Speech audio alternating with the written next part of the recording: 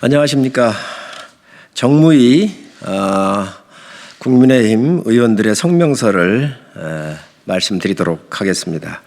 어제 박영선 후보가 중앙선거방송토론위원회 주관 서울시장 후보자 토론회에서 중대한 거짓말을 여러 차례 했습니다.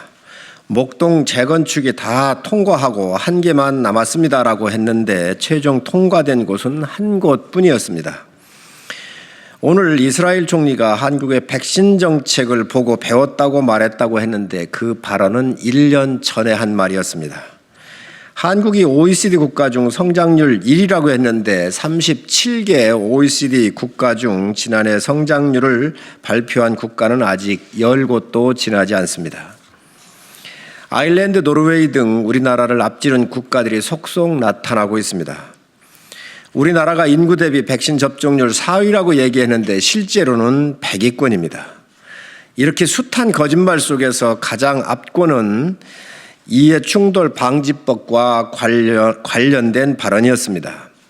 이해충돌 방지법이 야당의 반대로 통과되지 않고 있다고 또 국민의힘 소속 법안소위 위원장이 협조하지 않고 있다라고 얘기를 했습니다. 모두 새빨간 거짓말입니다. 여당의 후보가 이런 명백한 허위사실을 유포한 것에 대해 우리 당은 모든 법적 조치를 검토할 예정입니다. 우리 당은 이해충돌 방지법 제정에 반대한 적이 없습니다.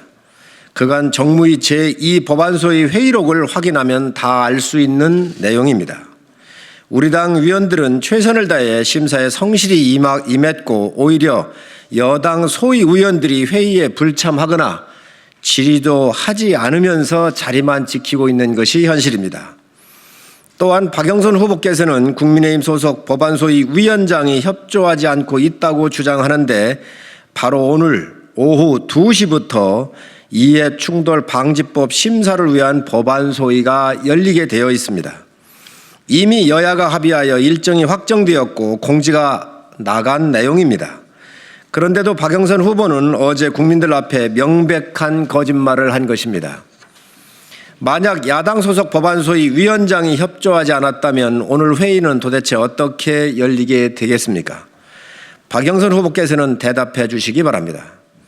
이해충돌 방지법은 빨리 제정되어야 합니다. 그러나 꼼꼼하게 심사해서 좋은 법을 만들어야 합니다.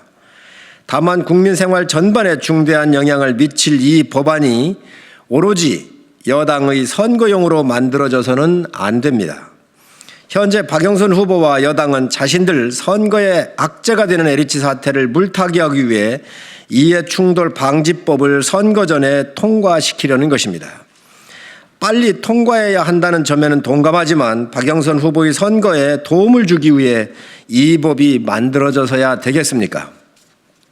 이 법은 임대차 3법이나 김영란법처럼 국민 실생활에 큰 변화를 가져올 법입니다.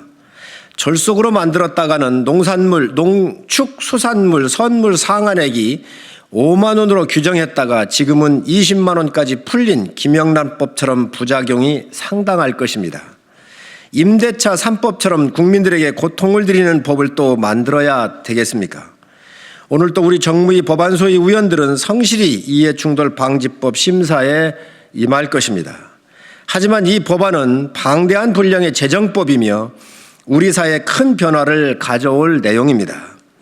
이렇게 중요한 법안을 반드시 선거 전에 통과하라는 결론을 미리 내려놓고 심사할 수는 없는 것입니다. 우리 국민의힘은 여당의 선거용 이해충돌 방지법이 아니라 오로지 국민을 위한 이해충돌 방지법이 되도록 끝까지 최선을 다하겠습니다. 박영선 후보를 비롯한 여권 인사들이 아무리 거짓말로 여론을 호도하고 저를 압박해도 국민을 위한 법을 만들겠다는 이 신념을 우리는 절대로 꺾지 않을 것입니다. 이상입니다.